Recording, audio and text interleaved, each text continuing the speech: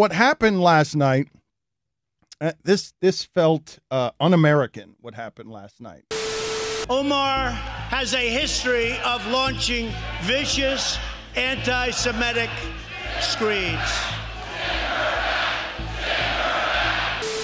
There's a racial division in this country that's being instigated by the president.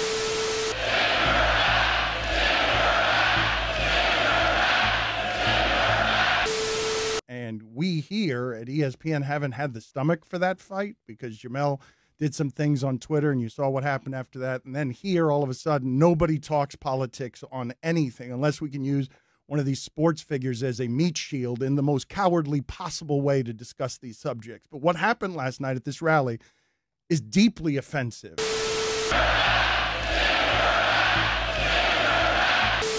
The send her back chant and the go back to where you came from are so antithetical to what we should be.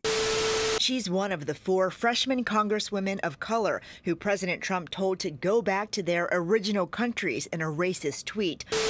Dan LeBatard is a truth-telling host. He's the son of Cuban immigrants, so when he heard,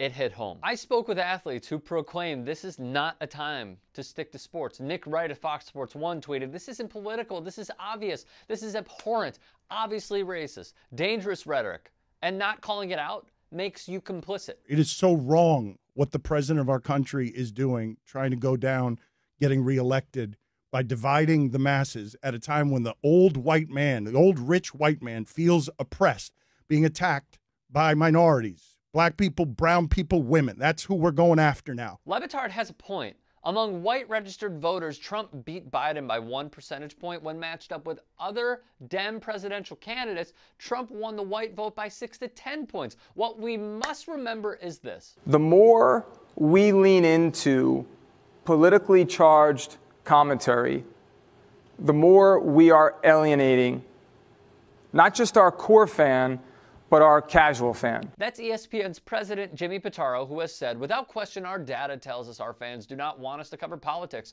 I really believe that some of our talent was confused on what was expected of them. If you fast forward to today, I don't believe they're confused." A clear shout out to Jamil Hill, who was fired for speaking truth bombs on Twitter. What LeBatard is doing is bold, just like others who utilize their platform for the greater good. What you're seeing happening around here is about race, and it's been turned into politics. And we only talk about it around here when Steve Kerr Popovich says something.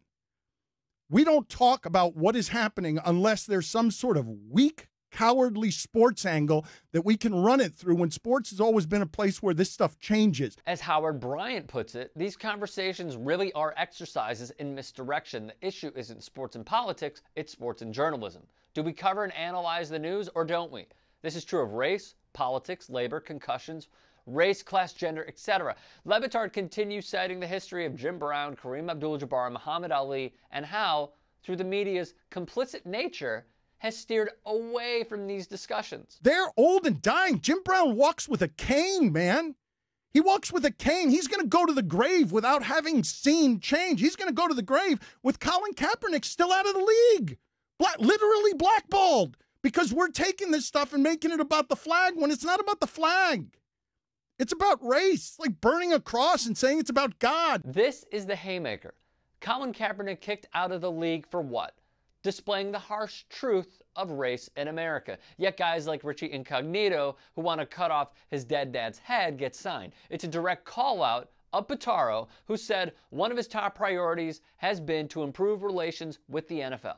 Those ties have been strained by ESPN investigations into player concussions and the sports network's coverage of players protesting racial injustice and police brutality by kneeling during the anthem, issues that sometimes painted the league in an unflattering light. LeBatard closes with ESPN's stick-to-sports policy. And around here, we won't talk about it?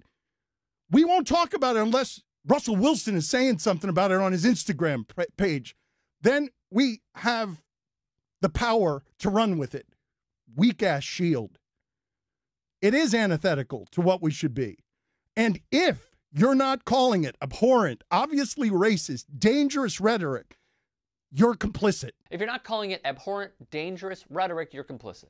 I've used this quote many times, yet its consistency with this administration and a president who calls Nazis fine people, puts kids in cages, calls black regions of the world asshole countries, has 20+ sexual assault complaints against him, and enriches the 1% of this planet. It's this.